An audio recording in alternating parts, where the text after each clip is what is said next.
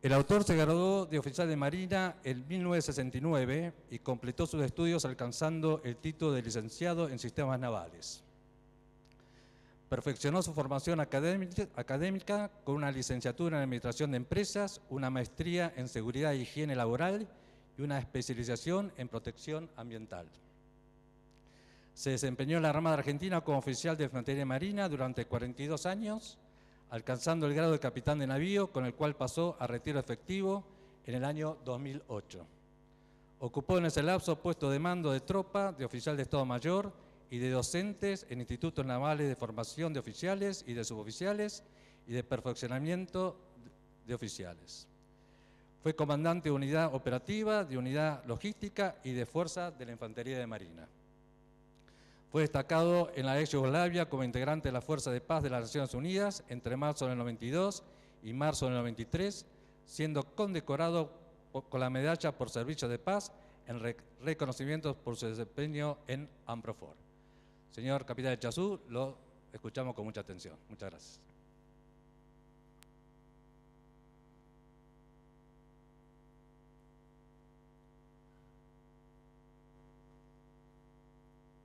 Buenas tardes, damas y caballeros.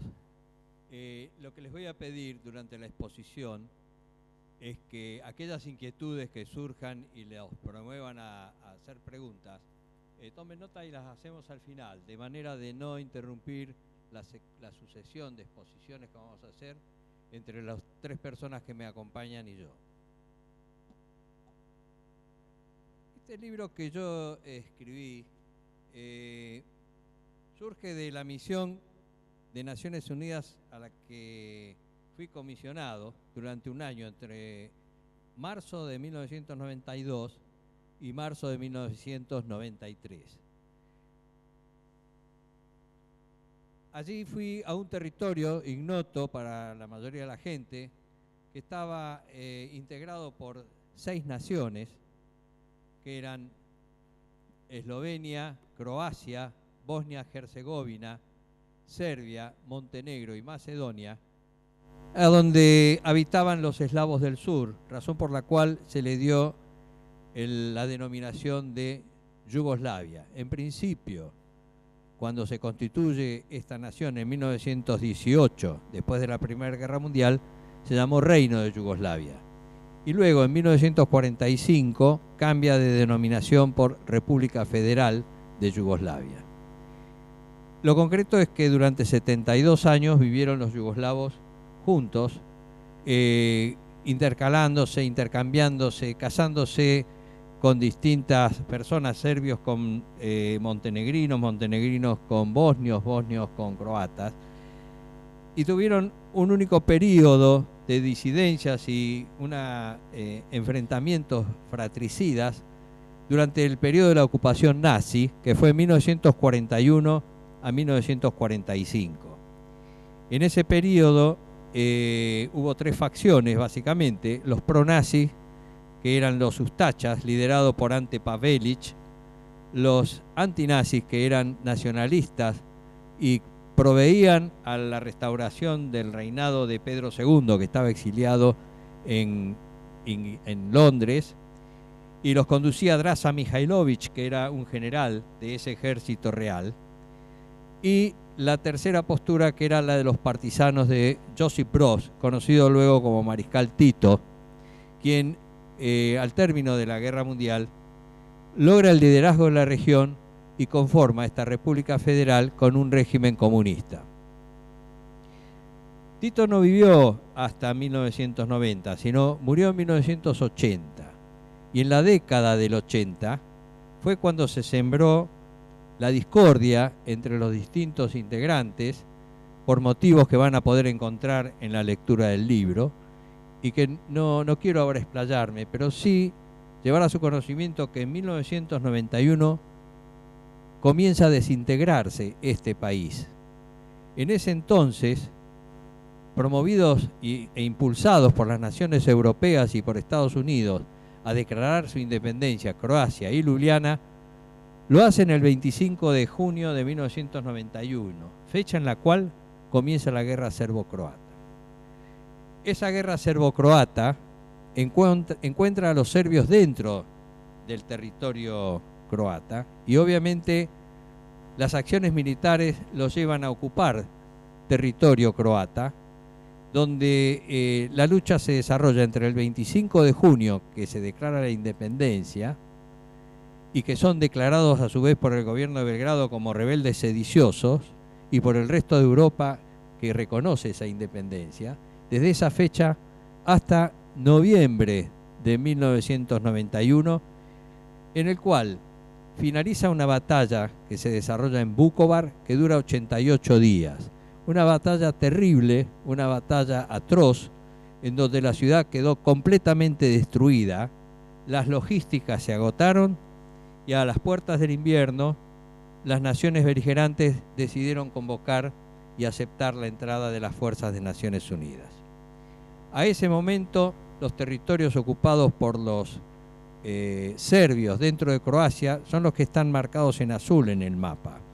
Y la intervención de las Naciones Unidas se pedía a los efectos de que las fuerzas de protección para la paz, que se denominaron UNPROFOR, por la denominación United Nations Protection Force, ocuparan esos territorios azules intercalándose entre los beligerantes serbios y croatas para lograr desmilitarizar las áreas y luego proveer al regreso de los civiles que habían sido desplazados.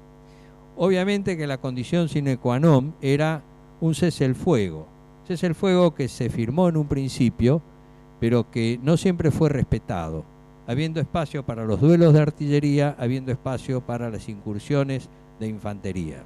Ya no se realizaban grandes acciones militares, pero sí un permanente hostigamiento mutuo.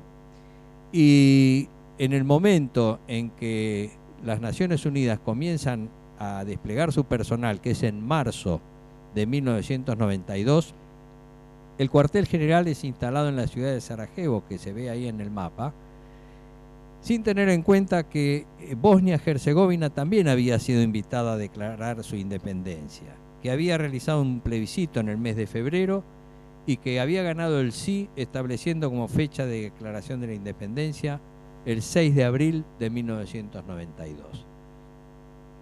Yo fui a Sarajevo en esta misión llegando el día 24 de marzo de 1992, o sea, a 14 días de comenzar las acciones militares en ese lugar, a 14 días de esa declaración de la independencia, que era la mecha que encendía este polvorín.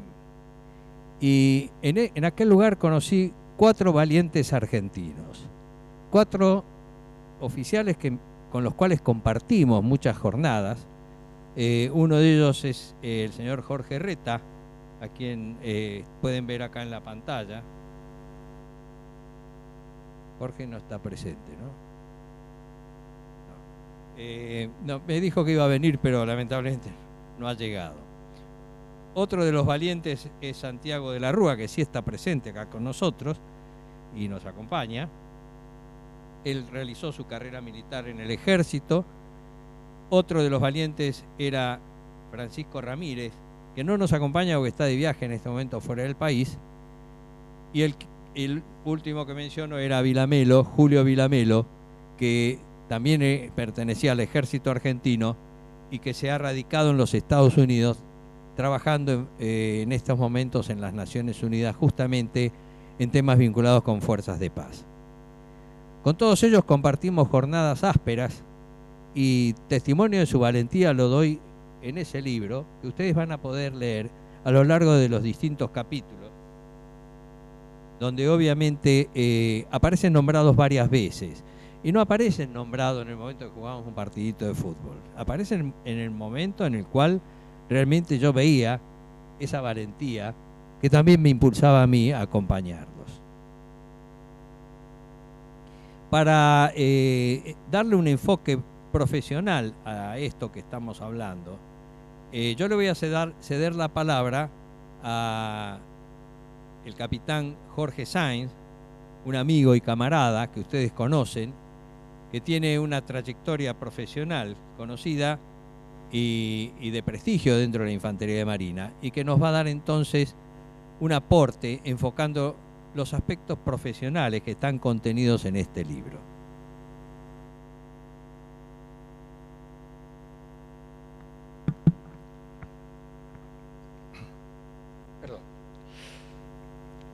Muy buenas tardes, damas y caballeros.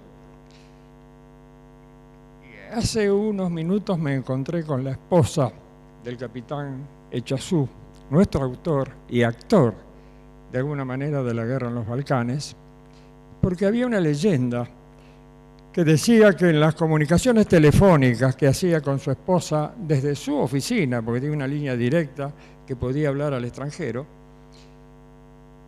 hablaba con ella y le decía que estaba todo bien. Y la esposa le decía, pero si siento los disparos. Y él le contestó, no, están haciendo milanesas, ¿no? Pero me dijo la esposa que no le contestó eso, simplemente le negaba la realidad. La guerra es la experiencia más dramática y traumática que puede tener un ser humano. La guerra es un enfrentamiento armado prolongado entre dos naciones o más naciones. El Instituto de Investigación Estratégica de España ha clasificado a la guerra en estadios llamados, en este caso, generaciones. Y clasificó a la guerra por 7 generaciones que llegan a la actualidad.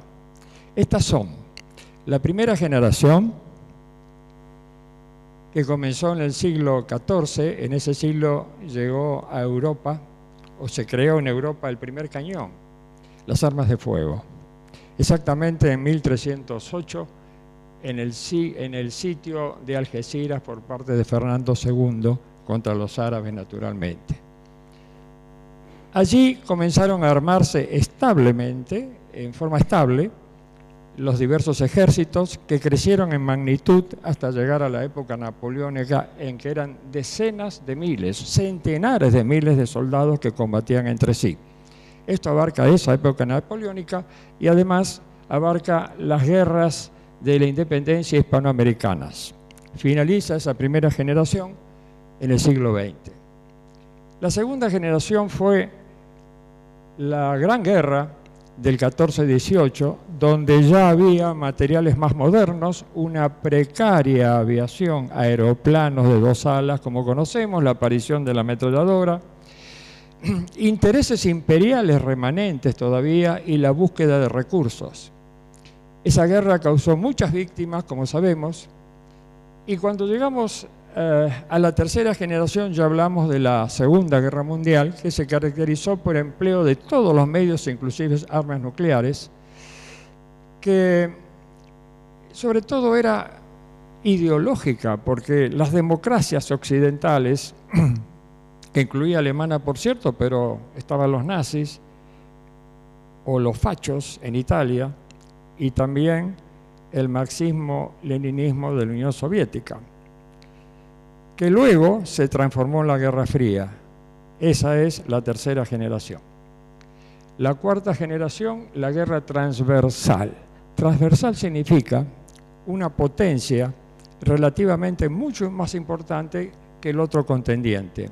Por ejemplo, la guerra de Vietnam, la guerra de Afganistán y la guerra de Malvinas, porque fue una guerra muy corta en tiempo, solo 45 días en la práctica, contra el Imperio Británico, su aliado Estados Unidos y su otro aliado altamente peligroso por su cercanía, Chile. Esa guerra, sin embargo, fue la más sangrienta y dramática del siglo XX. ¿Cómo? Porque en esos 45 días hubo tal cantidad de bajas, últimamente los ingleses están reconociendo 1.200 bajas y no 250, que produjo tantos muertos y tantas pérdidas de material aéreo y naval como no ocurrió en ninguna de las otras guerras. Por ese lapso es la guerra más sangrienta.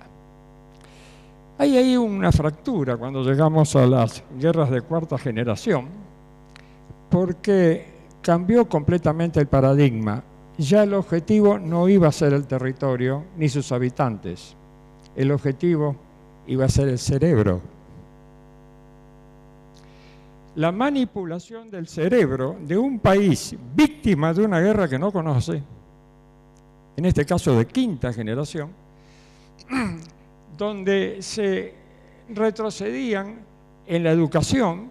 Al respecto, una frase de Goebbels, el ministro de propaganda de Hitler, dijo una vez: cada vez que me hablan de educación salgo corriendo a buscar el revólver, porque es necesario que la educación sea frágil, inepta para lo que necesita un país cultural y educado.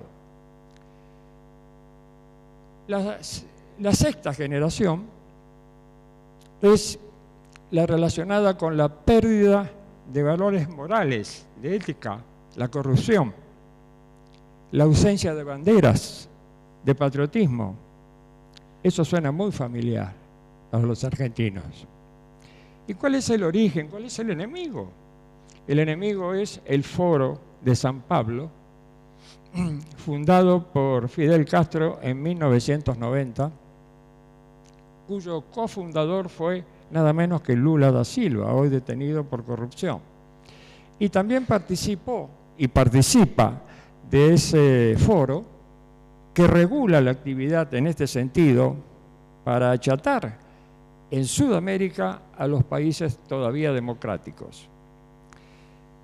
Participaba también Juan Manuel, el presidente de Colombia, que el año pasado hizo una gran ceremonia en la cual los miembros de la FARC dejaban las armas. Exactamente el número de armas que dejaron fue 7.136, en un acto que se llamaba dejación, un neologismo por el hecho de entregar las armas. Pero hay un detalle: las FARC fueron en su momento 20.000 hombres. ¿Dónde están los otros? Inteligencia chilena ha comprobado que la FARC entrena a los mapuches. La situación es muy grave. Después tenemos la guerra de séptima generación y el final, donde surge allí el terrorismo internacional, cuya muestra es ISIS, que está vigente también. La quinta, la sexta y la séptima. Quinta y sexta con perjuicio nuestro.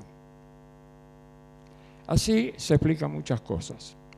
¿Y en qué categoría tenemos la guerra de Balcanes?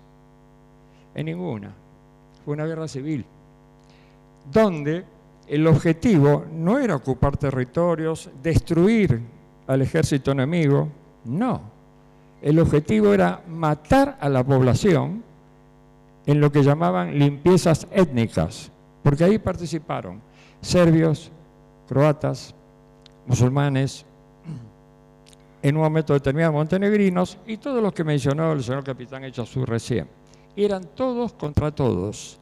A veces se apoyaban. Por ejemplo, también participó el ejército de la antigua Yugoslavia, que quería mantener a esa península unida en lo que era la ex Yugoslavia en la época de Mariscal Tito.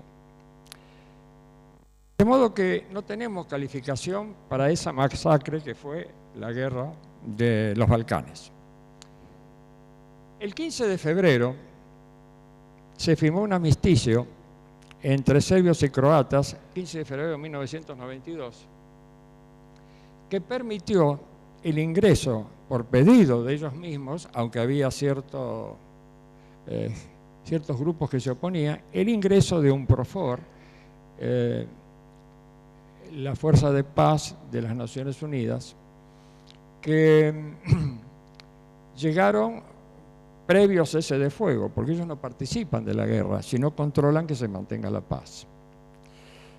El capitán Echazú, como voluntario para esta misión, llegó a Belgrado, capital de Bosnia-Herzegovina, que pensaba obtener la independencia poco después, con un gran malestar para el resto de los pueblos, en particular los serbios y el ejército o ex ejército yugoslavo. Llegó el 22 de marzo a Belgrado y inmediatamente después fue enviado a Sarajevo, esa ciudad hermosa que ahí tenemos, que cuando llegó se enteró que iba a ser en el Estado Mayor oficial de bienestar. Las Fuerzas Armadas Argentinas no tienen experiencia de guerra y es por eso que se desconocen muchas cosas y la Guerra de Malvinas no fue significativa porque aproximadamente un 10% de nuestras fuerzas terrestres estuvieron en las islas y por otro lado sí actuó nuestra gloriosa Fuerza Aérea en masa y buena parte de la aviación naval con sistemas muy modernos. Pero experiencia de guerra no, tal es así que yo como infante de marina jamás vi a mi enemigo. Pero todo el mundo me hablaba, mis superiores o los ejercicios, porque el enemigo tal cosa, y el enemigo era un gran signo de interrogación que no conocíamos. A lo sumo una banderola en el terreno, un grupo de tropa que éramos nosotros mismos que hacíamos de enemigo, yo hice de enemigo una vez. Y quienes llegaron, los argentinos que llegaron a Sarajevo, no conocían la guerra, y no había guerra en ese momento. La guerra comenzó en la noche del 5 al 6 de mayo, cuando se declara, a pesar de las amenazas de no hacerlo, se declara la independencia de Bosnia-Herzegovina. Y la gente que estaba a la puerta del Parlamento, un poco queremos saber de qué se trata, fue baleada esa misma noche y comenzaron las primeras masacres. Cuando llegaron a Sarajevo, el capitán Echazú y numerosos miembros de UNPROFOR se alojaron en un hotel, Rainbow como arcoíris, que quedaba solamente a 5 cuadras del cuartel general de UNPROFOR. Era una rutina, cuando llegaron allí conocieron la ciudad, trataban de comunicarse con el pueblo, que no hablaba inglés lamentablemente, pero sí notaron una gran tensión y alguien le dijo, de los que hablaban inglés, esto va a ser una carnicería. Los primeros combates se establecieron entre milicias, con muy poca participación del ejército yugoslavo, y además con bandas armadas que se llamaban Grupo de Vengadores, los Águilas Blancas, los Halcones Negros, los Tigres de Arcán. Esta última fracción tenía 10.000 hombres y hasta disponían de tanques porque era apoyado por el antiguo ejército de Yugoslavia. Los tiroteos eran cotidianas. Imagínense una ciudad que no disponía de aeropuerto porque combatían en el aeropuerto por la preeminencia. Entonces no aterrizaban aviones. No había comunicación con el exterior porque estaba cercada esa ciudad. Y además comenzaron los combates. En consecuencia, cualquiera que salía a hacer compras, que es la actividad más natural que puede tener una persona en cualquier ciudad, eran baleados por francotiradores. Pero además, no solamente baleados, sino a veces con fusiles, sino con ametralladoras. Esto vamos a verlo después, en videos documentales. Las Naciones Unidas lo que hacía era tratar de protegerlo, los ayudaban a cruzar la calle por medio de vehículos blindados que los protegían. Y esa gente poco a poco, debido al cerco de la ciudad, comenzó a tener hambre. Los tiros comenzaron a acercarse al Rainbow y tal es así que durante la noche una de las reiteradas quejas del capitán Echazú era que no podía dormir, no por el tránsito que pueda haber en la avenida 9 de Julio, sino por la artillería de los serbios, que no lo dejaban dormir y pasaban la noche en vela. Después comenzaron los tiros a entrar por la ventana. Entonces tuvieron que tapizar las ventanas. Algún tiro de mortero también cayó en el hotel Y esa vida cotidiana, que era ir a la oficina, volver para almorzar, volver a ir, se transformó en un hecho absolutamente peligroso, porque esos 500 metros no se podían hacer ya a pie, sino que se hacían rápidamente en vehículo hasta llegar a trabajar a la oficina en vehículos blindados. Las Naciones Unidas no eran respetadas, eran vehículos blancos con la U y la N de Naciones Unidas y una gran bandera. Y para trasladarse de un lado a otro tenían que coordinar para que no los tiren, no los ataquen. La presencia del presidente Mitterrand en Sarajevo logró por su gestión hablar con los líderes y a partir de ese momento abrieron el aeropuerto y comenzaron a llegar los Hércules con miles de toneladas de abastecimiento para una ciudad hambrienta. No era tan fácil la logística porque cuando formaban los convoyes para los diferentes barrios, los contendientes opuestos a ese barrio, por ejemplo serbio, le tiraban los otros y esos contingentes eran asaltados, robados, y se formaban nuevas milicias, que era gente armada civil que iba a ver en las casas si había alimentos, las casas abandonadas. ¿Por qué abandonadas? Porque, por ejemplo, en el barrio bosnio bombardeaban con artillería. Al bombardear con artillería producían incendios. Al haber incendios llamaban a los bomberos. Y los bomberos no podían actuar porque le tiraban los francotiradores. Lo mismo pasaba con los heridos, que en la calle, heridos por francotiradores, venían las ambulancias, los paramédicos, y le tiraban a los paramédicos. Y llegó el caso que le tiraron a la salida de un colegio a chicos de preescolar y los mataban. Eso era la guerra, casi entre comillas, de Sarajevo. Y también en otras localidades. La misión del capitán Echazú consistía en el área de bienestar a extraer por grupos importantes de tropa de las UMPA, los lugares donde estaban instalados batallones de otros países, con el fin de darle descanso a esa tensión permanente, incertidumbre, etcétera, de una guerra ajena, para lo cual tenía que trasladarse a esos lugares con riesgo de su vida. Y además, ir a alquilar hoteles, hoteles en la Costa Dálmata, hermosa Costa Dálmata, para que vayan allí por tiempo a descansar. Eso hacía que su cargo en particular sea móvil y altamente peligroso. Aquí tenemos o llegamos a un punto de una doble, no doble personalidad, sino doble estado de conciencia. Después la psicóloga me va a asesorar. Doble estado de conciencia, porque cuando se despidió de su familia en Buenos Aires le prometió volver sano y salvo. Y además, él como persona, como ser humano, trataba de salvaguardar su vida. Esa era una faceta. Y la otra faceta era la gran curiosidad por conocer la guerra. De manera que lo que solían hacer, no solamente el capitán Echazú, sino sus compañeros rusos, africanos, Ibrahim era africano, y además de la República Checa, por ejemplo, esa gente tenía curiosidad por conocer la guerra, algunos con experiencia, como el ruso de Afganistán. Entonces salían a la terraza de día o de noche a ver la guerra y ver cómo se mataban entre sí y cómo era el efecto de la artillería sobre la ciudad, que nunca lo habían visto. Entonces, esa doble conciencia entre la seguridad prometida a la familia y el deseo de conocer la guerra y ver qué pasaba realmente era feroz.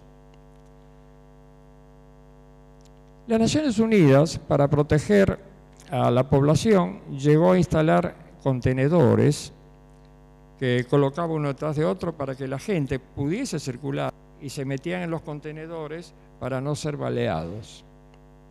En una oportunidad, el capitán Echazú se agregó una columna blindada para curiosear los lugares donde se combatía y comenzó a ver muertos acá, allá, gente que desesperada le levantaba las manos y le hacía. No tenían para comer. y además columnas de refugiados, porque la técnica para eliminar la etnia era bombardear la zona, el barrio. Se destruían las casas, eran inhabitables, y si lo eran, no tenían electricidad, ni gas, ni agua. Entonces emigraban en grandes columnas que pasaban por los checkpoints del cerco. Si eran serbios, si el checkpoint era serbio, pasaban. Si era de otra etnia, pase usted, y en cuanto podían, mataban a los que no eran serbios, y a las mujeres las violaban en masa y después las mataban. Situación que era muy común y cotidiana. Esa era la terrible guerra en los Balcanes. ¿En qué generación la podemos colocar? En ninguna. Era el infierno. Llegó un momento en que ya no podían estar en el Rainbow porque no lo respetaban, bombardeaban, cañoneaban, las balas pasaban por todos lados. Hubo incluso un tiro de mortero en la playa de estacionamiento de un Profor donde estaban los vehículos de Naciones Unidas que se incendiaron. Es decir, no había respeto alguno. Y hubo un momento que tuvieron que mudarse por inseguridad del Rainbow a un Profor, que no era un alojamiento, eran oficinas. Bueno, ahí aparece la iniciativa argentina, la improvisación y demás, porque encabezados por el capitán Eyazú se dirigieron a la parte superior del edificio donde estaba el antiguo directorio y descubrieron, el tema era dónde dormir, agua racionada, víveres, raciones de combate. Y esa iniciativa hizo que fueran a explorar la parte de arriba del edificio y encontraron que en el directorio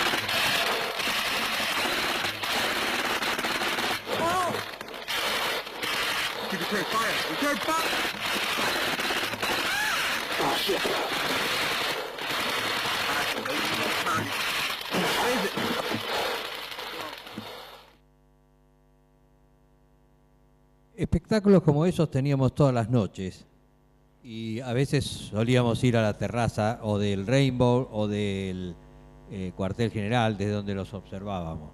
Pero además de tiroteos habían bombardeos y además de bombardeos habían infiltraciones de patrullas, ataques, contraataques.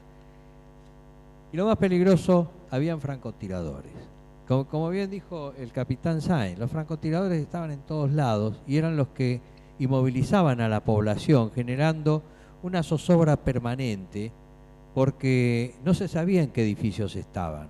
Y mientras tanto, preparaban su armamento, esperaban a lo mejor 2 o 3 días ocultos hasta que algún transeúnte desprevenido cruzaba frente a su mira y abrían fuego. Vamos a ver algunos videos donde vemos el efecto que producen ellos. Nosotros tratábamos de brindarle alguna protección, ayudarlos a cruzar a lo mejor una bocacalle, una esquina, protegiéndolos con nuestros vehículos intercalados en la dirección de tiro de los francotiradores. No obstante lo cual, ellos se encontraban, los pobladores, aterrados por la situación, aun cuando sentían nuestra protección. Se los ve, ahora vamos a ver una imagen, se los ve temblando, se los ve gritando, desesperados porque sinceramente eran condiciones para vivir en una ciudad muy complicadas. No se puede vivir así, la gente vive aterrada.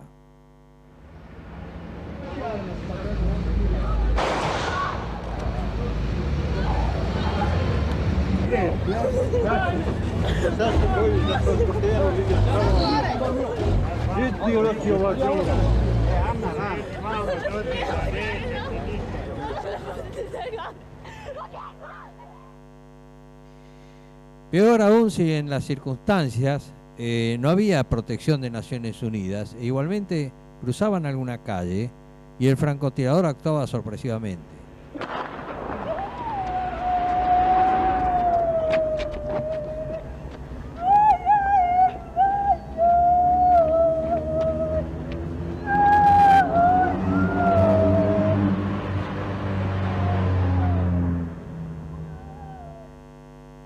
Los francotiradores no limitaban su accionar con armas como fusiles o rifles de caza con alza óptica, sino tiraban con todo lo que tenían, con alza abierta, inclusive con ametralladoras, sin lugar a duda que buscando el mayor daño, y con ametralladoras era donde provocaban el tendal.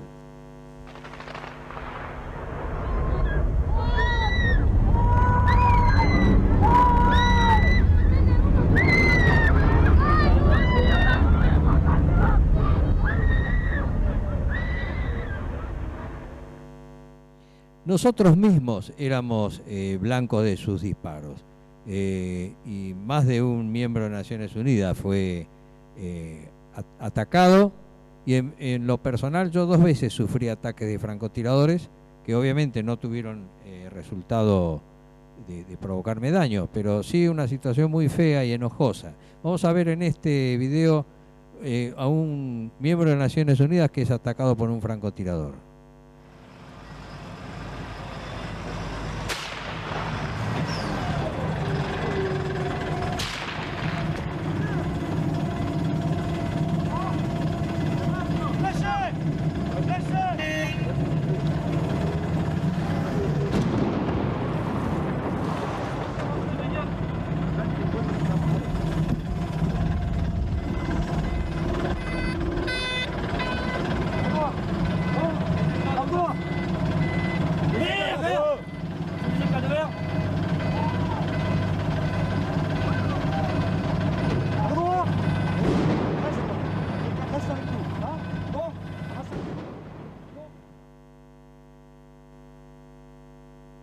Bueno, y este es el correlato donde se produce la evacuación de la víctima que recién vieron.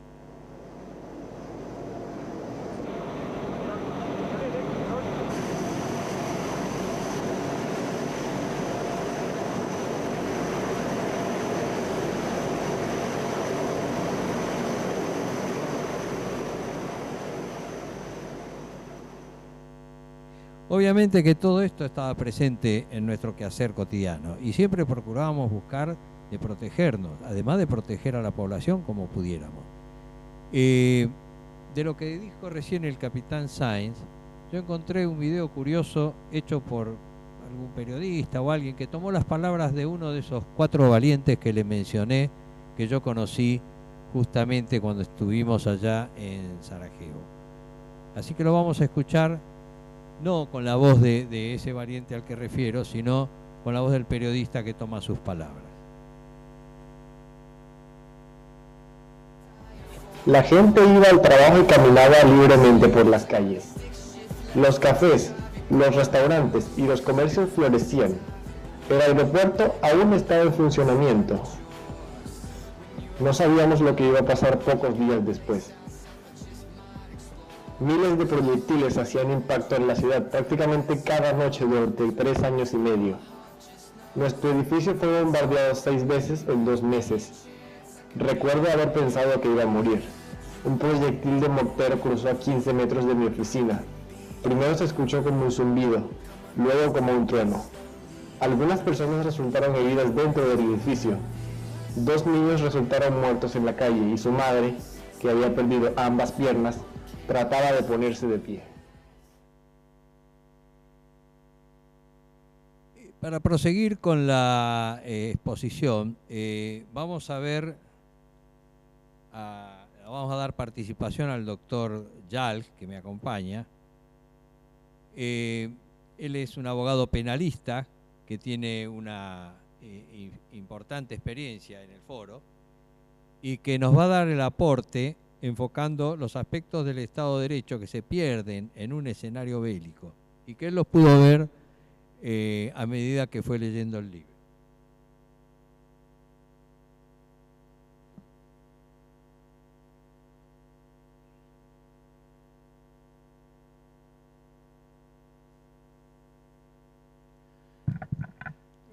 Bueno, buenas noches, damas y caballeros.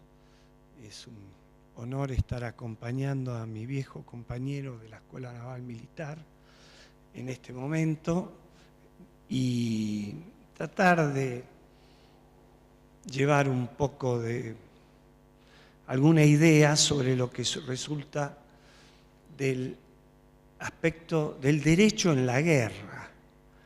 Precisamente la guerra y el derecho se contraponen, porque la guerra es el derecho del más fuerte. Precisamente los ejércitos se enfrentan con armas para matar, para destruir, para romper. Entonces, ¿qué derecho podemos poner en medio de esto? La historia de la humanidad muestra que la guerra, el vencedor se lleva el paquete y el perdedor se lleva todo el fracaso.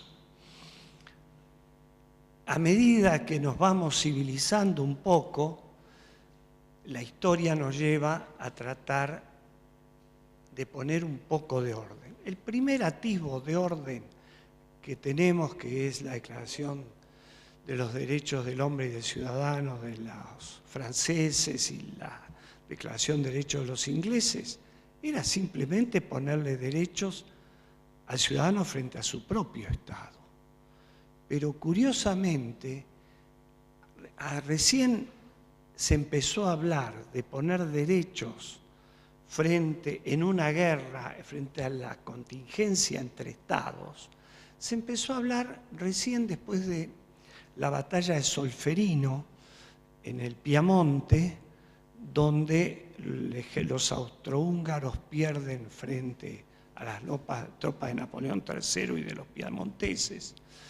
Y Henry Dunant, que fue el fundador de la Cruz Roja Internacional a raíz de esto, que ve que hay 40.000 entre muertos y heridos en el campo de batalla, mientras los triunfadores festejaban la victoria. Estos 40.000 hombres eran rematados por los que se iban a llevar los bienes que tenían estos pobrecitos que yacían en el campo. Y eso lo mueve no solo a formar la Cruz Roja Internacional, sino a empezar con el primer tratado de Ginebra, precisamente, donde se ponen reglas que deben respetar los países firmantes si entran en guerra, y deben respetar esa norma frente a las víctimas de la guerra. Pero hay varios tratados de Ginebra, pero recién en 1946 se firma el primer tratado donde se habla de proteger al ciudadano frente a los desmanes de la guerra.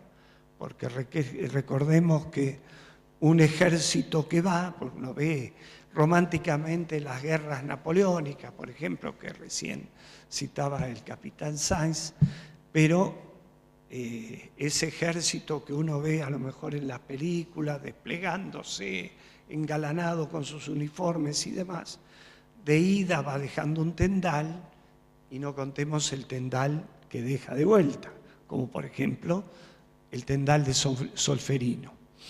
Entonces, el primer gran paso que tuvo el mundo occidental frente a la guerra, y oriental porque son los juicios de Nuremberg y los juicios de Tokio, después de la Primera Guerra Mundial. Pero los juicios de Nuremberg lo hicieron, y los de Tokio lo hicieron los vencedores, y solo juzgaron a los vencidos. De todas maneras, fue un grandísimo adelanto. ¿Por qué?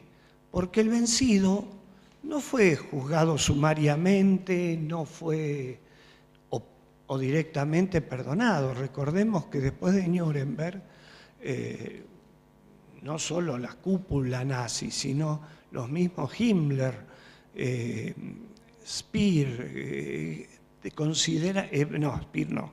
Himmler y Goering estaban convencidos que nadie los iba a juzgar. Y después, cuando hicieron su defensa, pretendían tener razón.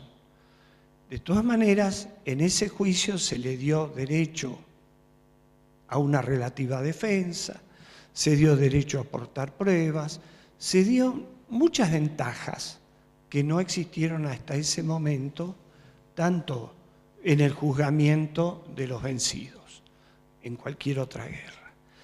Albert Speer, es muy interesante, y rescato del Nuremberg, que Albert Speer, que fue el ministro de producción de Hitler, fue en su alegato, reconoció su culpa. Dice, yo no participé directamente en ninguno de los hechos que se están juzgando acá, salvo en trabajo esclavo con detenidos para la producción.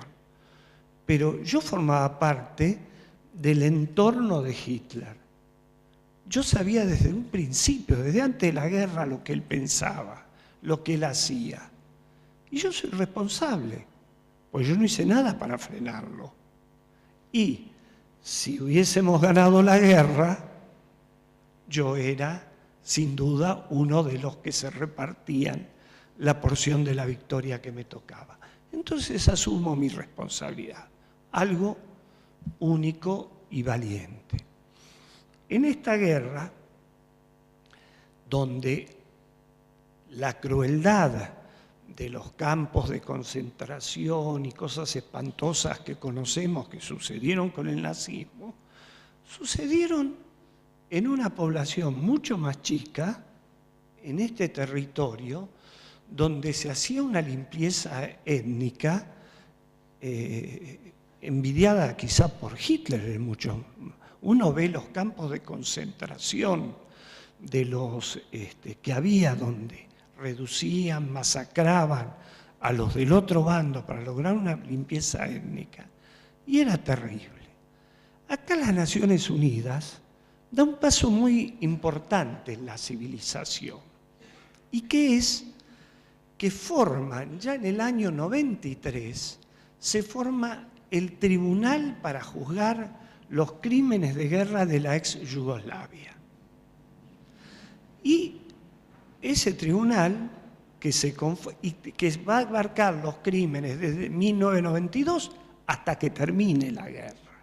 O sea, ya se le está anticipando a todos que la guerra no va a ser impune para los que cometan atentados contra el derecho de gentes, más allá de la violencia propia de la guerra.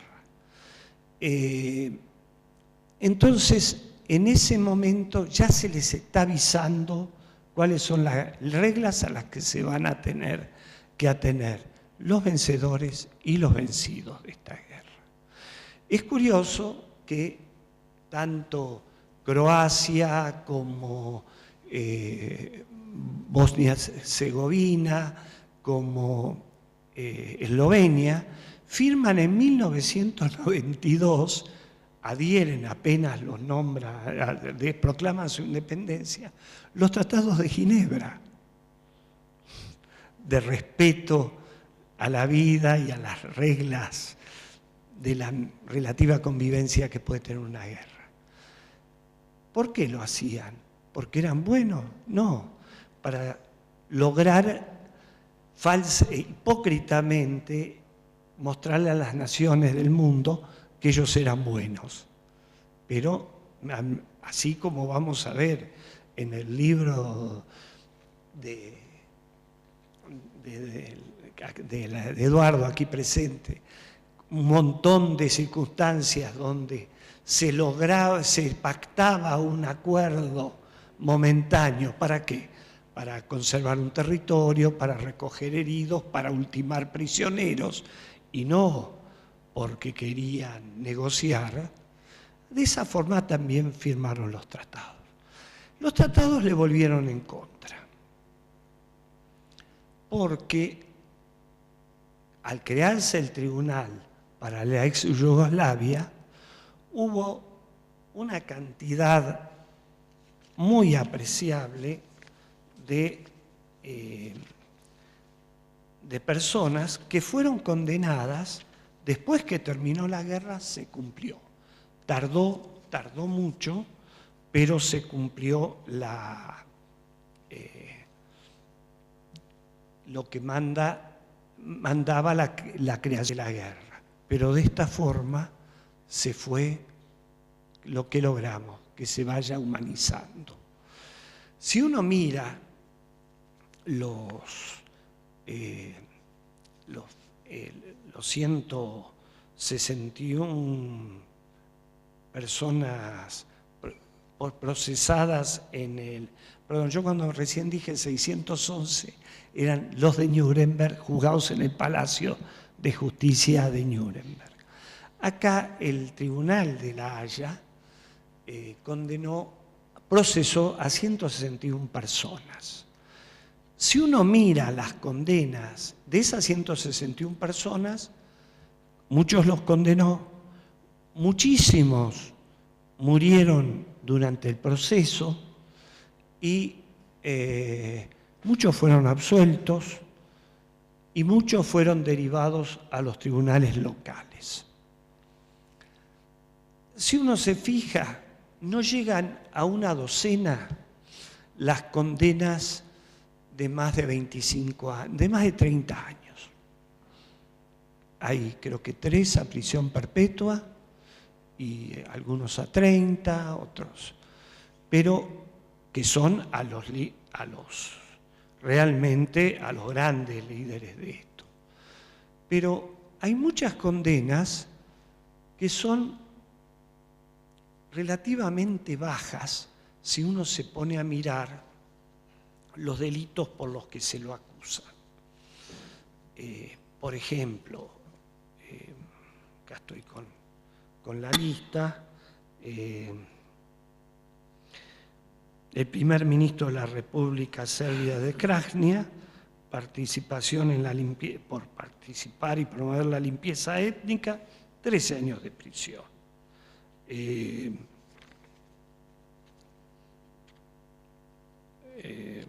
Un señor Lali Brahima, acoso, abuso, expulsión, captura, encarcelamiento, asesinato y tortura de civiles serbios y gitanos, 6 años de prisión.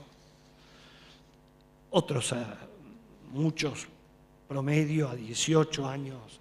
El grueso entre 10 y 20. Y muchos, y por casos terribles, menos de 10.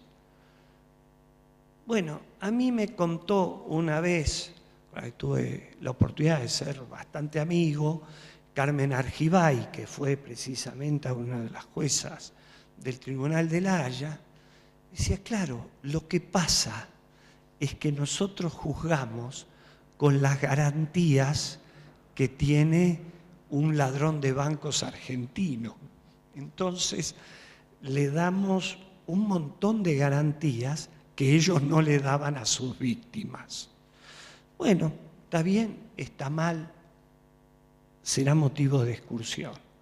Lo que es muy importante es que fueron juzgados y que todos los que cometieron estos crímenes sufrieron el escarnio de una condena, y de los dos bandos, que es muy importante. Nadie, seguramente habrá habido alguno, pero gran parte, o yo diría que la gran mayoría de los que participaron en estas monstruosidades tuvieron no se pudieron vanagloriar, como sucedía antes, de ser vencedores de una guerra, sino que la comunidad internacional los castigó. Yo iba a hablar un rato sobre pues estas son las consecuencias penales, pero ¿qué pasa con las consecuencias civiles de una guerra? Todos, absolutamente todos, son culpables o víctimas, o las dos cosas a la vez, de las monstruosidades de esta guerra. Y sin embargo, ¿cómo se arregla eso? ¿Cómo se está arreglando esto? Hay muchos reclamos locales, pero ¿a quién le indemnizan por estas imágenes nomás que vimos ahora, sin entrar a hablar de cosas mucho más crueles que no están. No hay plata que tenga un Estado para indemnizarlo. No hay persona que esté libre de las reglas de juego. Esa es todavía una de las grandes deudas que quedan pendientes en la sociedad que sufrió de la ex Yugoslavia. Entonces, como los argentinos siempre recurrimos a los argentinos, el primero que habló del crimen de la guerra fue Juan Bautista Alberdi, y él en su obra, precisamente El crimen de la guerra, escrita en 1870, un año después de la batalla de Solferino y mientras se estaba gestando la posibilidad de crear los tribunales internacionales y demás, Alberdi decía que la subordinación o limitación del poder soberano de cada nación a la soberanía suprema del género humano será el más alto término de la civilización política del mundo. Y yo creo que esto, que es una pequeña gota, aunque me parezcan absurdas algunas penas, aunque me parezcan justas otras, creo que esta gota, que esto que fue el Tribunal para los Crímenes de la ex Yugoslavia, es un avance importantísimo en el mundo civilizado que soñaba, por ejemplo, nuestro querido Alberdi. Muchísimas gracias.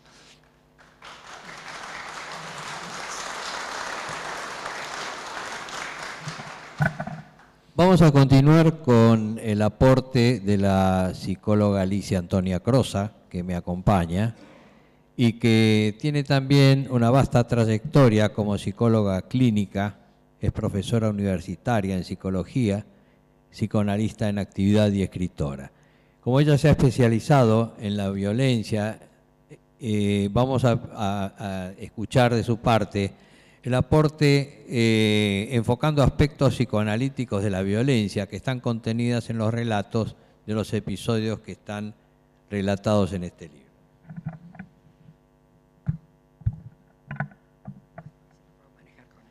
Que no soy muy canchera.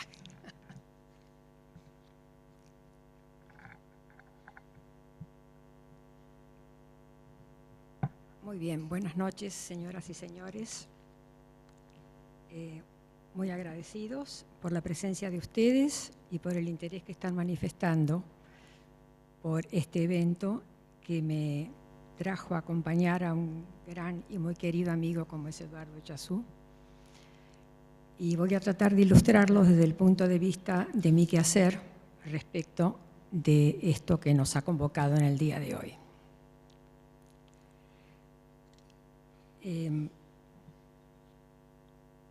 Les debo decir que yo con 21 años ya había ingresado al servicio penitenciario bonaerense como asistente social criminológico recién recibida. Mientras tanto hacía mi carrera de psicólogo clínico en la Universidad Nacional de La Plata. Cuando ingresé al servicio penitenciario, tan jovencita como era, me chocó enormemente las imágenes violentas de ver individuos atrás de las rejas. Cuando uno es tan joven y cuando uno viene de una ciudad pequeña, yo me había criado en una ciudad bonaerense y estaba totalmente ignorante de todo lo que era eso. Sabía muy bien que mi vocación era la criminología y también la psicología, pero no sabía que me iba a encontrar con imágenes tan fuertes. Estuve 30 años en el servicio penitenciario bonaerense, me jubilé como psicólogo forense, he tenido a mi cargo pericias de cierto renombre, que me honra haberlas hecho, y a partir de eso definitivamente, yo hace ya unos 20 años que estoy jubilada, decidí que iba a trabajar exclusivamente en el aspecto de la violencia. Trabajo en la violencia hacia la mujer y en la violencia en general. ¿Por qué les hago este introito? porque fue al momento de leer el libro de Eduardo, que desde el punto de vista del género literario es una crónica puntillosamente y asombrosamente bien hecha de parte de alguien que es la primera vez que escribe un libro. Me impresionó de tal manera que me llevó entonces a rever algunos conceptos que en el psicoanálisis se tienen respecto de lo que es la violencia. Y sobre esos profundicé. Intentaré brevemente, para no cansarlos, tratar de transmitírselos a ustedes. Vamos a ver una de las imágenes. Fíjense ustedes lo que es esto. Yo tengo una formación eminentemente clínica, porque en los primeros tiempos de la carrera de psicología estaban muy orientados hacia la clínica psicológica. Pero también me formé paralelamente en el psicoanálisis. Y entonces los psicoanalistas que estamos imbuidos en la teoría freudiana estamos convocados a hacer permanentemente interpretaciones que van más allá de lo explícito y que tienen que ver con la teoría que adherimos, en concreto con la lectura del inconsciente. Analizamos e interpretamos el inconsciente y dentro de eso analizamos la conducta que está puesta en práctica en la relación interpersonal, de la cual mucha gente ni siquiera está prevenida. Pero hay un concepto fundamental en el psicoanálisis que es el concepto de pulsión. Según Freud, la pulsión es hacia la vida, en cuyo caso hablamos de la pulsión del eros, o la pulsión es hacia la muerte, en cuyo caso hablamos del tánatos. No crean ustedes que el tánatos siempre conduce a la muerte. También el tánatos conduce a acciones agresivas interpersonales e inclusive para con uno mismo, de las cuales uno no siempre está del todo prevenido. Y con tantos años de psicoanalista, aprendí que se puede estar bien dentro del mal y haciendo el mal. Y eso, señoras y señores, se llama perversión. Esto es lo que estamos viviendo y lo que se ha vivido en este caso a propósito de lo del libro. Vamos a pasar imágenes. Para no aburrirlos, quisiera que ustedes tomaran esta imagen. ¿Qué les dice esta imagen? Esto es una imagen del horror. Es la representación gráfica de las criaturas que seguramente estaban cursando en un sentido a otro de la ciudad y súbitamente se vieron sorprendidas por esto que estamos viendo. Fíjense que ahí se ve hasta un torso de una muñeca. ¿Qué quiere decir esto? Que acá lo que se había roto es el contrato social, que es lo que hace explicar las guerras, donde no hay límites, donde las personas pierden la capacidad de ser protegidos por su condición, por ejemplo, de mujeres, que son las desvalidas, o por ejemplo los niños, que también lo son. Al romperse el contrato social, lo que baja es la empatía, que es la capacidad de la relación entre las personas de acuerdo a un contrato que nos permite regularnos entre nosotros. También en las guerras lo que pasa es que el descenso de la capacidad de juicio y de moral interpersonal permite el acceso de la escucha hacia intereses ajenos, que es también lo que ha pasado en la guerra de los Balcanes, donde evidentemente había potencias muy interesadas en tomar territorios, en persuadir gente para meterles negociados posteriores y en vender armas. Todo eso se basa en la posibilidad de poder capturar ciertas personalidades con sesgos psicopáticos. Para no aburrirlos, les voy a decir que la variación o el grado de la interpretación de la conducta psicológica y del psiquismo, parte de la neurosis, va a la psicopatía y termina en la psicosis. Neuróticos somos un poco todos y la sociedad nos hace neuróticos, de eso no voy a hablar. Pero sí quiero hablar de la psicopatía. La psicopatía es, en concreto, la capacidad de disminuir, de bajar el nivel de comprensión y de valoración del otro respecto de sí mismo e interponerse como hegemonía propia frente a otro. Hay casos de psicopatía que son muy severos y que lindan con la psicosis. Les reitero, neurosis, psicopatía, psicosis. Cuanto más psicopático es un sujeto, más tendencia a la perversión tiene, más tendencia tiene a quedar inclinado hacia la psicosis. En este caso estamos hablando de las personalidades border o de borde.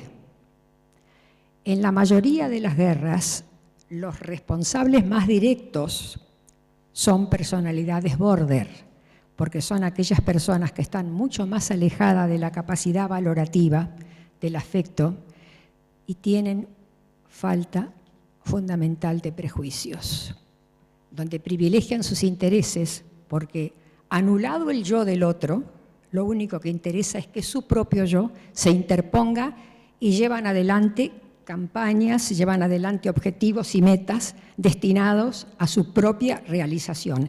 Esos son los individuos que son capturados para las guerras y para dirigir apropiadamente las decisiones encaminadas a que la guerra, según los bandos, pueda triunfar uno respecto del otro. A mí me impresionó muchísimo este libro y les voy a hacer una referencia breve.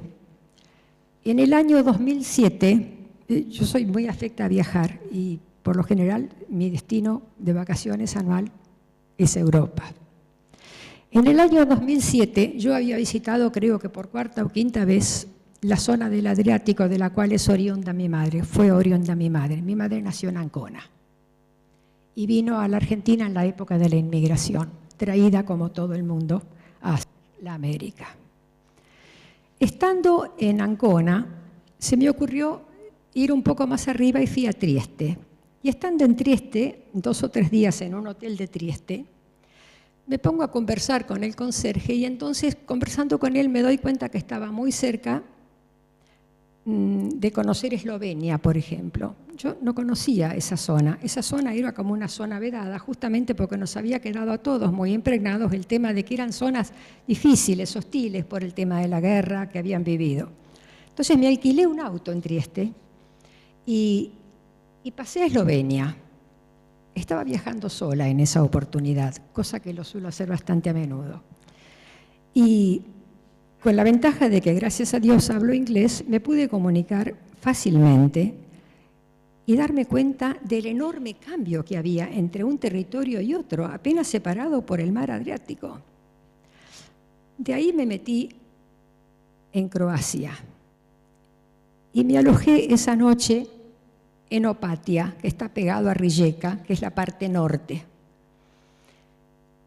Y empecé a darme cuenta de que había entrado en un territorio con una gente resistencia que tienen los metales para soportar los embates, sin deformarse, sin destruirse.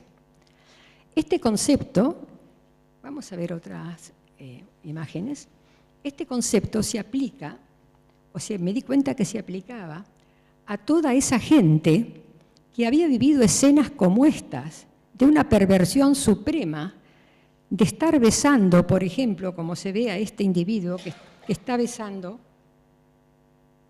una granada. Esa gente... Mortero, ¿verdad?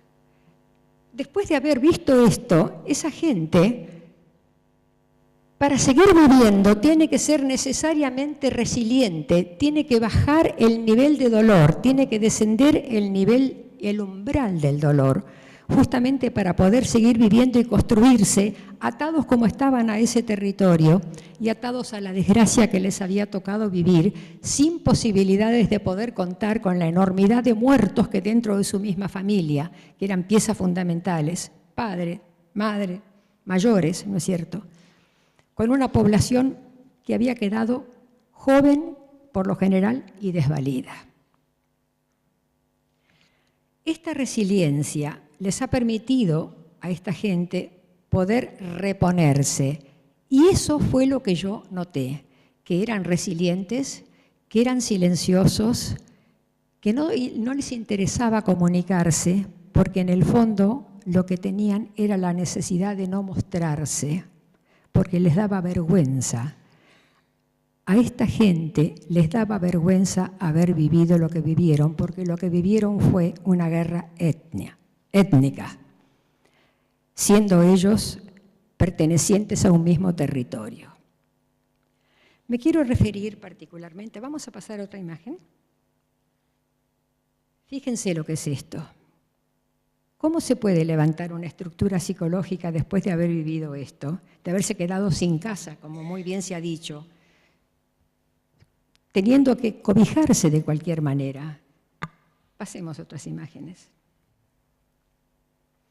Esto, por ejemplo, era un hospital que fue bombardeado. ¿Por qué bombardeaban los hospitales? Para asegurarse de que no pudieran atender a los enfermos, a los heridos. Eso es crueldad, eso es perversión. ¿De qué otra manera se llama esto? Está bien que en la guerra todo vale, ¿no es cierto?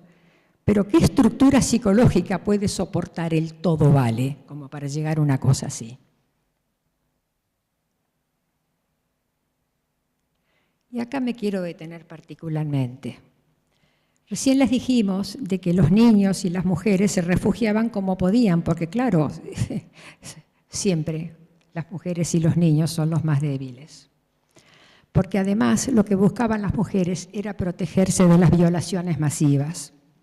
Ustedes saben que los serbios violaban a las mujeres para producir embarazos serbios y para poder multiplicar su propia raza.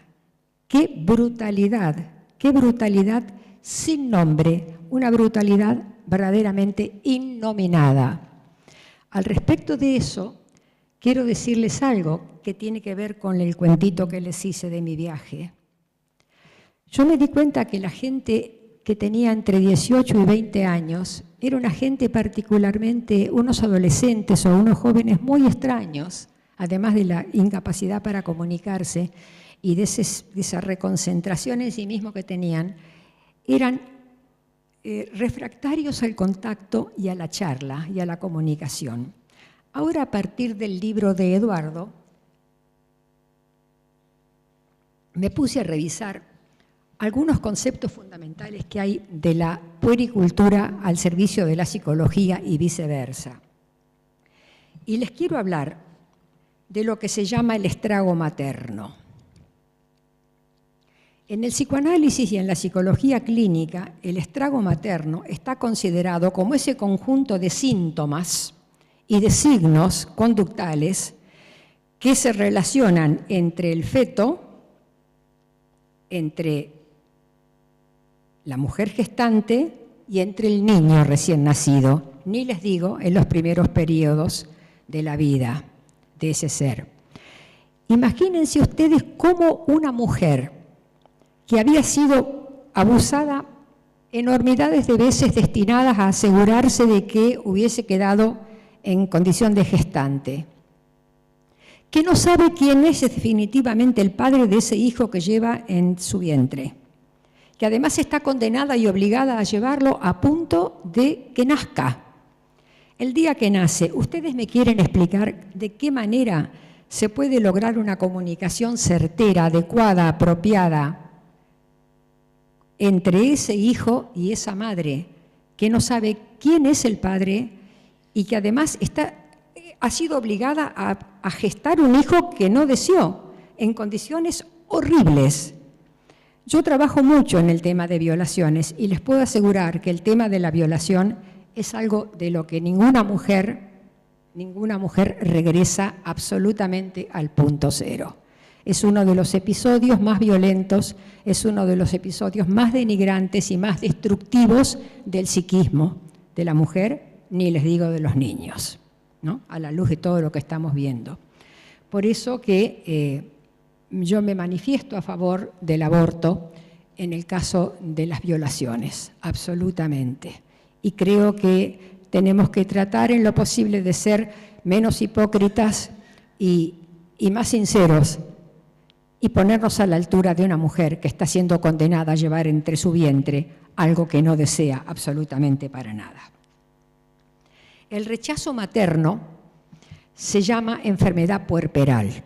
Y la enfermedad puerperal es un conjunto de síntomas y de signos, no solamente orgánicos, sino también psicológicos, que el orgánico se propicia por el estado psicológico, que consiste en el rechazo materno. La mujer no se puede relacionar de ninguna manera con ese bebé. No se puede relacionar porque lo está rechazando, porque no lo buscó, porque no lo deseó, porque no es lo que quiera y porque además es la constatación permanente y actualizada de lo que le tocó pasar. Estuve investigando en las estadísticas respecto de este país, de estos países, cómo hay incidencia del rechazo materno en los trastornos de conducta infantil y adolescente. Y realmente he encontrado estadísticas que son de verdad alarmantes. Esta gente es para apiadarse de ellos realmente. No los quiero demorar más con esto, pero les quiero decir algo. Estos son países condenados. Es imposible duelar definitivamente una situación como esta. Pasemos imágenes. Estos son los hombres cuyas mujeres habían sido sustraídas y que estaban separadas justamente para ser abusadas, ¿no? Tipo semental, ¿entienden lo que es esto? Es la situación semental concretamente. Y ellos iban camino a ser eliminados. Pasamos. Bueno, acá obvian las imágenes, esto es una tumba masiva, colectiva, ¿no? Que es el resultado de la matanza que acabamos de ver de esas personas que estaban en fila destinadas a eso.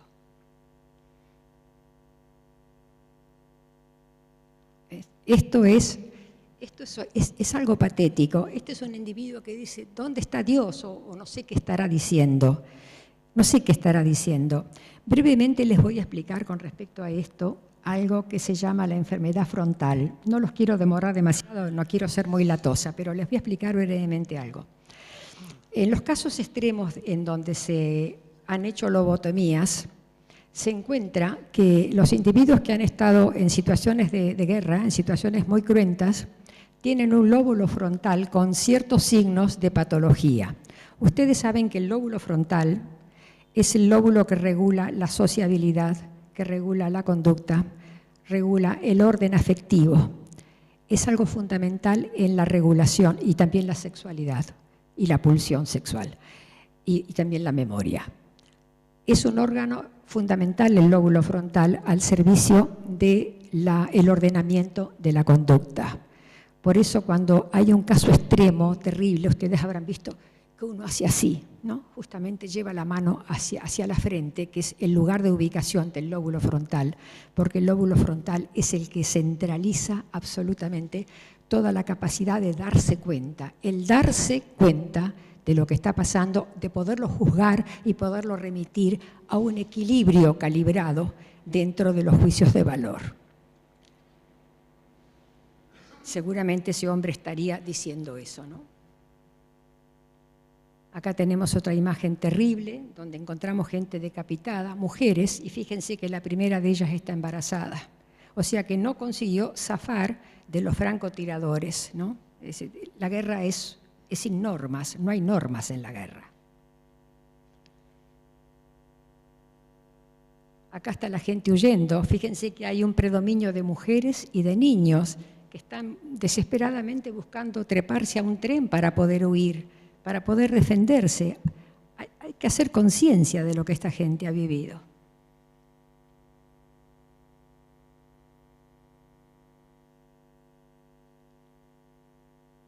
Fíjense lo que es esta imagen. Es un niño que está siendo amenazado por un adulto. Fíjense la expresión de la gente. No hay calificativo para esto. Esto es la demostración palmaria de que en la guerra no hay normas. Solamente hay la necesidad de vencer y de hacer víctimas. Falta la última, ¿verdad? Esto es uno de los vehículos que justamente nombrábamos hace un rato de las Naciones Unidas, que en la necesidad de poder hacer circular a la gente, ellos, ya que estaba blindado el vehículo, lo ofrecían, pero así y todo también fueron objeto de agresión. Esto es el edificio de la biblioteca. Fíjense, destruir una biblioteca donde está la esencia de la cultura. ¿Qué es lo que se buscaba? Dense cuenta que esto es una locura indómita.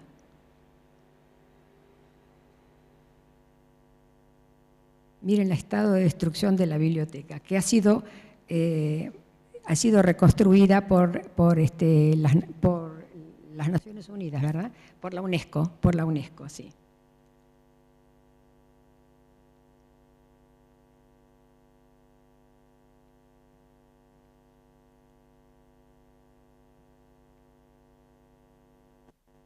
Muy bien. Al llegar aquí, yo quiero cerrar esta charlita con ustedes y decirles de que cuando vi esta imagen en casa de Eduardo, me acordé de una memoriosa frase que mi padre solía repetir. Y mi padre era un hombre bueno, y como todo hombre bueno y lleno de bondad, nos supo decir: no se le pega a quien ya está caído. Esta imagen está mostrando a un individuo que da patadas sobre alguien que ya está caído. Esto es lo que los seres humanos somos capaces de hacer cuando nos alejamos de la humanidad. Muchas gracias a todos ustedes.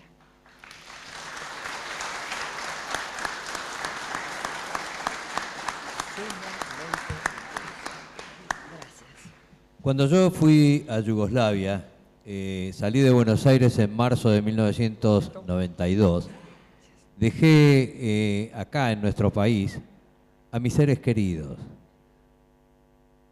Yo sabía que ellos iban a tener que vivir con mi ausencia en cada rincón de la casa, sabiendo que no iba a volver cada noche como lo hacía habitualmente para compartir la mesa, para compartir la charla. Y además temiendo la noticia fatal cada mañana al comenzar el nuevo día. Eso a mí me generaba un compromiso afectivo muy grande que me imponía cuidarme.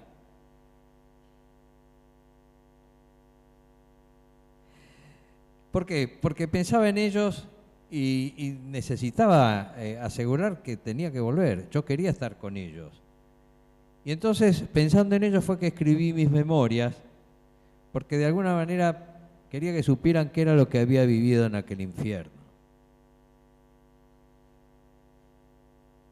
El libro está organizado con un capítulo que en realidad hoy es el 3, pero que en su momento fue el primer capítulo que escribí, que era Mi camino a las fuerzas de paz, porque de alguna manera quería hacer llegar al lector una idea de por qué yo fui a las misiones de Naciones Unidas, por qué fui a esta misión. Y no lo voy a develar porque está en el libro, lo van a poder ver. Pero ese capítulo, que en principio era el 1, pasó a ser el 3 cuando me di cuenta que el lector iba a necesitar una idea de la historia del problema, y lo resumí en 2 capítulos precedentes a este, que son el capítulo 1 y 2. Luego del 3 hay 33 capítulos que relatan mi experiencia, acompañado, como dije antes, por los señores Santiago de la Rúa, Jorge Reta, Francisco Ramírez y Julio Vilamelo. Y como cuando regresamos nosotros hacia fines de marzo de 1993, la guerra continuaba, me tomé el tiempo de buscar la información necesaria para que el lector tuviera esa continuación de la guerra en los últimos 2 capítulos, que son el 37 y el 38.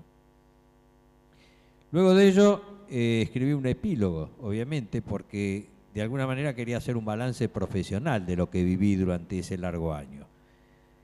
Concluyendo que mi experiencia de guerra fue realmente lo mejor de mi profesión militar, a pesar de que me dolió, a pesar de que me costó estar en ella, y que me permitió básicamente conocer la esencia trágica de la guerra, que no está en los manuales, que no está en las mesas de arena, que no está en los gabinetes ni en las escuelas por las que nosotros transitamos. Y les aseguro que me ayudó a valorar la paz. Obviamente, cuando yo cruzaba el espacio que me separaba de mis seres queridos, me di cuenta que aunque me concedieron la medalla de la ONU por servicio de paz, mi mejor condecoración la recibía al encuentro con ellos. Porque al cruzar ese espacio que nos separaba, surgía en ese anhelado y soñado abrazo un montón de sensaciones, un montón de emociones, que son muy difíciles de describir. Yo traté de describirlas en el libro, pero no creo haberlo logrado acabadamente. Sin duda que mi familia sí lo percibió porque fueron ellos quienes me recibieron. En el periodo que nosotros prestamos servicio, hubo 34 cascos azules que perdieron la vida. Pero la situación era riesgosa permanentemente. Y de alguna manera yo he querido hacer un homenaje póstumo a esta gente, publicando el nombre de los 34 cascos azules que murieron ese año que yo estuve. Murieron más después, murieron en total 210 durante toda la misión, pero ese año fueron 34 de los cuales yo pude obtener sus datos, la información de a qué país pertenecían, la información de la fecha en que murieron. Las circunstancias no son lo más importante. Lo más importante es que ellos lo hicieron bajo la bandera de Naciones Unidas, haciendo lo mismo que hacía yo. También, de alguna manera, me sentí comprometido con el pueblo sarajevés. El sitio duró 1423 días, desde el 5 de abril de 1992 hasta el 29 de febrero de 1996, que se estableció la paz. Se firmó antes, pero con una fecha establecida para dar cumplimiento a partir del 29 de febrero de 1996. El pueblo sarajevés sufrió el sacrificio de 12.000 muertos, 50.000 heridos y alrededor de 190.000 desplazados, en una población que rondaba los 410.000 habitantes. Menciono la cantidad de habitantes originales porque estos números que doy son muy grandes, son importantes. Es más de la mitad de la población que se vio afectada. Pero no solamente se vio afectada la gente, sino también sus bienes, porque los edificios en su totalidad fueron dañados y completamente destruidos 35.000. No dañados, completamente destruidos 35.000. Nosotros no pudimos detener la guerra. Pese a que hicimos nuestro esfuerzo, intentamos, fuimos bajo el capítulo 6, no teníamos medios para hacerlo, y no lo pudimos detener. La paz que pretendíamos fue imposible. Solo podíamos ayudarlos en el socorro humanitario, porque de alguna manera también era afectado por las huestes en lucha, y entonces nosotros proveíamos la seguridad, la custodia. Yo por eso le he rendido mi tributo al pueblo sarajevés en un poema que está al final del libro.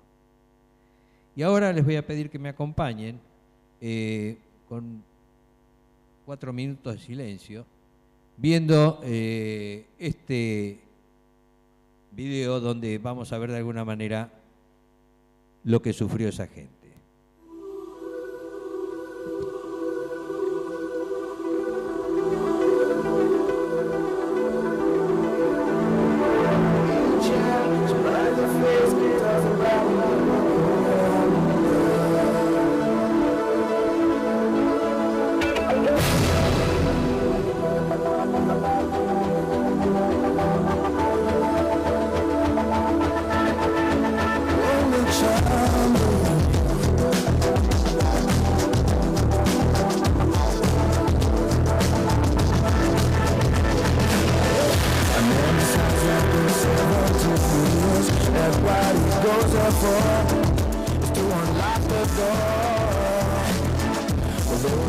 been criticized unfairly.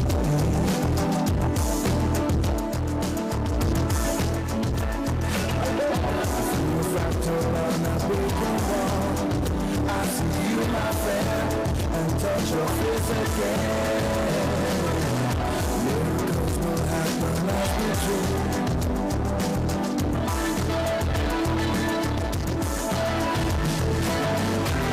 But we're never gonna survive unless we get a little closer. No, we're never gonna survive.